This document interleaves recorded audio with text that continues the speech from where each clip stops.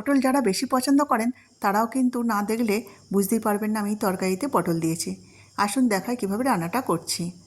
পটলটা ছাড়িয়ে ধুয়ে এইভাবে গ্রেট করে নেব। এখানে কিছু মশলা আমি বেটে নেব।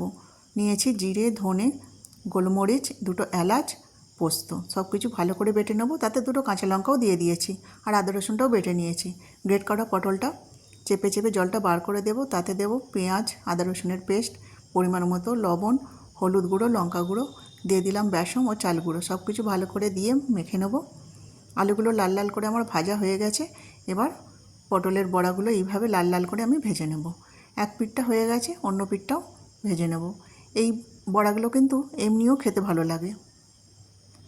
ভাজা হয়ে গেছে। ওই তেলেতেই এবার একটা তেজপাতা, শুকনো লঙ্কা ও জিরের ফোড়নটা দিয়ে দিলাম। তাতে পেঁয়াজ, আদা রসুনের পেস্ট, এখানে টমেটো বাটা দিলাম, পরিমাণ মতো লবণ, চিনিটাও দিয়ে দেবো আর বেটে রাখা মশলাটাও দিয়ে দেবো। সব কিছু ভালো করে কষিয়ে নেওয়ার পরে ভেজে রাখা আলুটাও দিয়ে ভালো করে কষিয়ে নেব।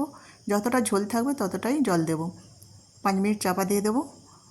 দেখুন আলুগুলো প্রায় সিদ্ধ হয়ে গেছে। এবার ভেজে রাখা বড়াটা দিয়ে দিলাম। 5 মিনিট চাপা দেব। 5 মিনিট চাপা দেওয়ার পরেই তৈরি হয়ে যাবে আমার কিন্তু পটলের সবজিটা। এবং ওপর থেকে ধনেপাতা দিয়ে নামিয়ে নেব।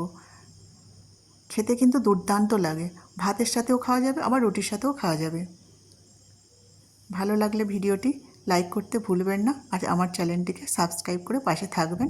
ধন্যবাদ।